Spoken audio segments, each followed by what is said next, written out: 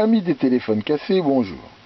Ma femme, qui élève des chevaux et souvent dehors dans des tracteurs et dans des conditions assez rudes, avait acheté ce mobile tout-terrain, MTT, pour ses qualités soi-disant incassables, étanches et tout et tout.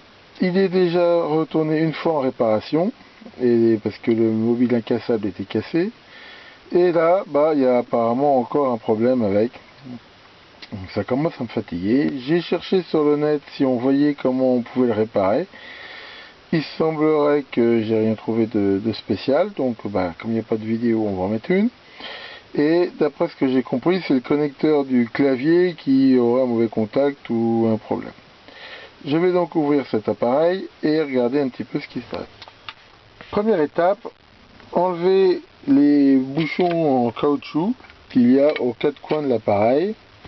Bon, manifestement, le gars qui avait déjà réparé ça avant, il avait dû avoir du mal à les remettre parce qu'ils étaient plus ou moins collés, parce qu'on voit qu'il y en a qui étaient abîmés. Enfin, encore un truc qui n'est pas trop fait pour être réparé. Donc, on voit en dessous ces bouchons 4 vis que je vais enlever. Ensuite, il faut enlever les deux caches en plastique qu'il y a ici des deux côtés et enlever toutes les petites vis qui tiennent la coque. Une fois toutes les vis enlevées, on a accès à l'intérieur. Il suffit de tirer doucement la coque, elle part toute seule. Et on voit ici le joint d'étanchéité et la batterie. Bon, j'ai trouvé la cause du problème. Manifestement, le connecteur du clavier ici, sur lequel appuie le caoutchouc, il était mal mis. Donc je l'ai renfoncé, ça a l'air de marcher. J'ai remis la cale là, qui était un peu décalée. Je vais le remonter en espérant que ce coup-ci tout ira bien. Voilà, le clavier fonctionne à nouveau.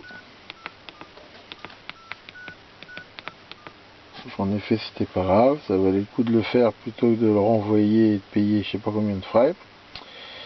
Donc voilà, le mobile tout-terrain, soi-disant incassable, est cassé et remis en fonction. J'espère qu'il va encore durer un moment. Donc je mets cette petite vidéo parce que s'il y en a d'autres qui veulent le démonter, qui ont le même problème, ils pourront en profiter.